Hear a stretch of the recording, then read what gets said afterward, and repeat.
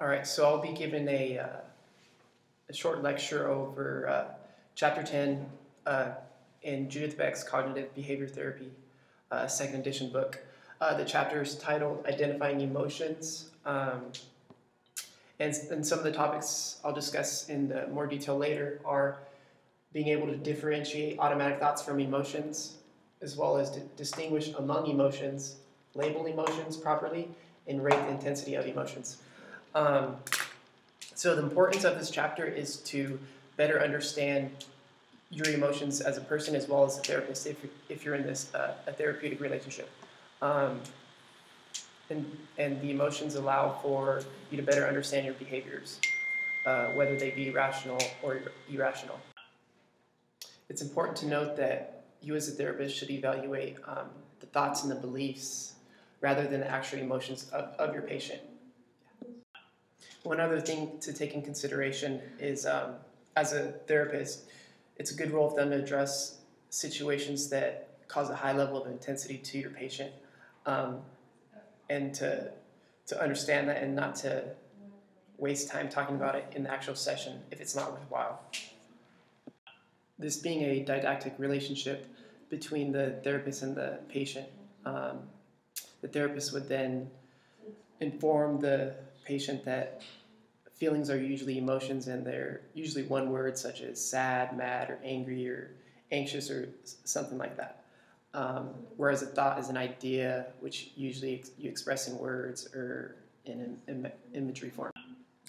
The next topic I'll be going over is the importance of distinguishing among emotions. That's key.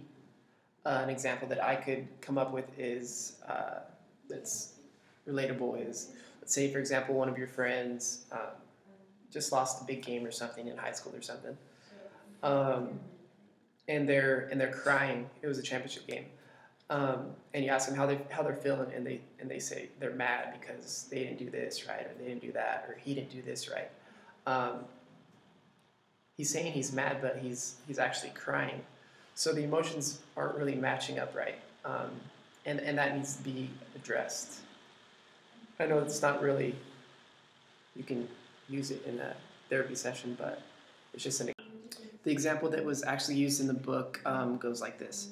So the therapist asks the patient, "How did you feel when your mother didn't call you back right away?" The patient says, "I was sad." The therapist responds, "What was going through your mind?" The patient says, "I was thinking, what if something happened to her? Maybe there's something wrong." "And you felt sad?" the therapist says. And the patient says, "Yes." So again, those don't match up.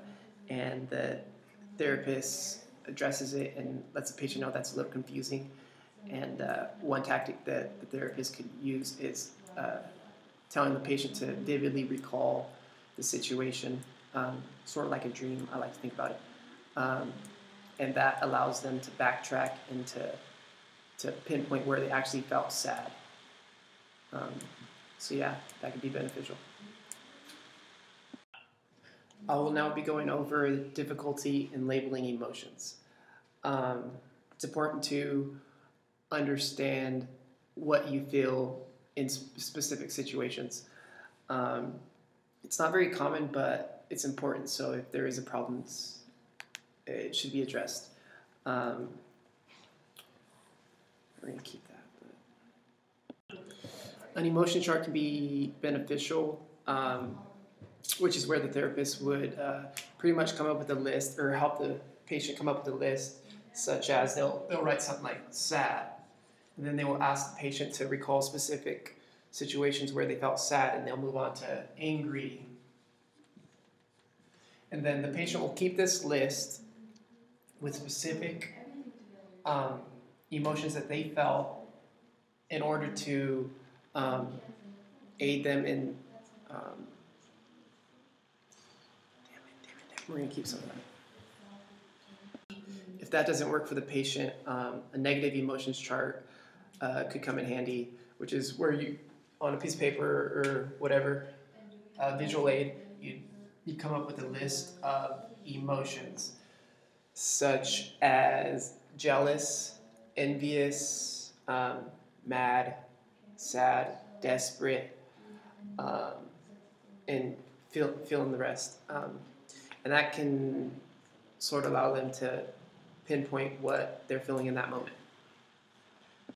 Another important topic that I'll be going over is rating degrees of emotion. So it's important for you as a therapist and the patient to know how intense their feelings are, if they're serious or if they're not all that much. I guess we'll use that. One tactic that a therapist can use is using percentages, where they would ask the client 100% being the saddest you've ever felt or the saddest you could ever imagine yourself, and 0% being not sad at all. How do you feel in this current moment? And some patients have a hard time putting a percentage on it. So another way you could go about it is making a list from like 0 to 5, 0 being not sad at all the way to 5, which would be completely sad. And that will just give them just another way to pinpoint how intense their feelings are. To sum it all up, we went over distinguishing automatic thoughts from emotions, distinguishing among emotions, as well as difficulty in labeling emotions and rating degrees of emotions. So as you can tell, understanding your emotions is important, especially in a therapeutic relationship if you're a therapist. And it also benefits you if you're anybody, really. So thanks for watching.